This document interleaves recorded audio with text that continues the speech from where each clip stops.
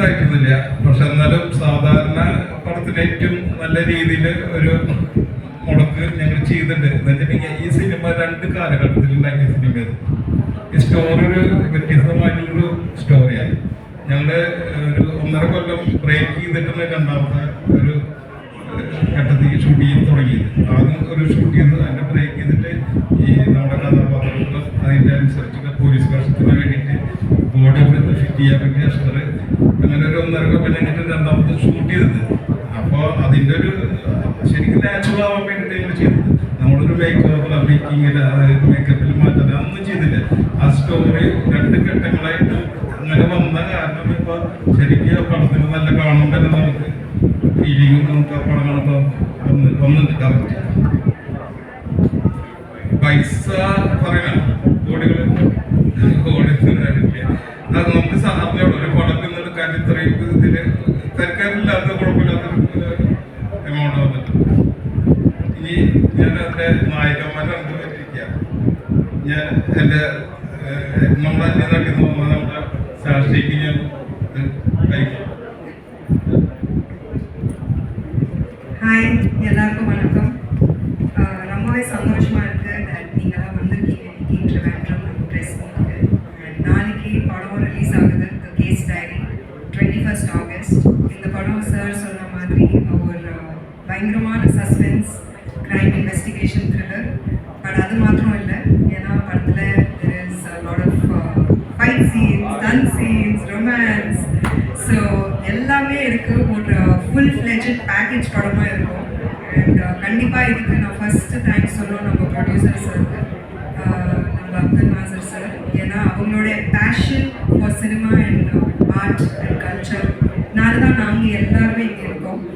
Next thanks சொல்லணும்னா கண்டிப்பாக Sukumar sir and Dileep sir.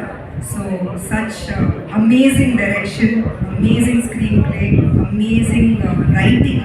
AK Santhosh sir பற்றி சொல்லி ஆகணும். அமேசிங் டைலாக் கொடுத்துருக்காங்க and complete casting crew. Of course Ashkar கூட என்னோட செகண்ட் படம் அது. So I'm very very happy, honored and blessed to play Ashkar's hero for the second time and the entire cast and crew. So நிறைய பேர் நிறைய hard work போட்டிருக்கோம். So please படம் பாருங்கள், தியேட்டர் போய்ட்டு பாருங்கள், உங்களோட ஃபீட்பேக் கொடுங்க. கண்டிப்பாக நீங்கள் என்ஜாய் பண்ணுங்கள். தேங்க்யூ.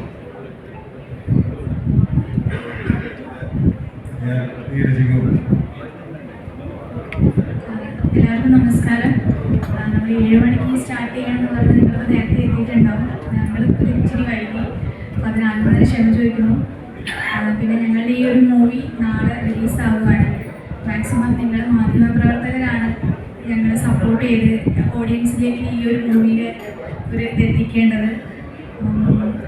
എല്ലാവരും സപ്പോർട്ട് ചെയ്യുന്നു പ്രതീക്ഷിക്കുന്നു.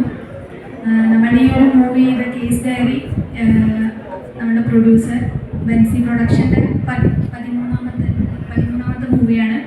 അതിൽ ഞാൻ രാഹുൽ മാധവ്, മറ്റൊരു ഹീറോ, അവരുടെ പേരായിട്ടാണ് ചെയ്തിരിക്കുന്നത്. പിന്നെ സാറ് പറഞ്ഞ പോലെ തന്നെ 2 കാലഘട്ടത്തിൽ ഷൂട്ട് ചെയ്തൊരു മൂവിയാണ്. അപ്പോൾ നമ്മുടെ ഈ ഒരു സ്റ്റോറി അതിനെ ഡിമാൻഡ് ചെയ്യുന്നുണ്ടായിരുന്നു. ഞാൻ പറയാനുള്ളത് നാളെ റിലീസാണ്. അപ്പോൾ എല്ലാവരും മാക്സിമം സപ്പോർട്ട് ചെയ്യുക, ഓഡിയൻസിലേക്ക് എത്തിക്കുക.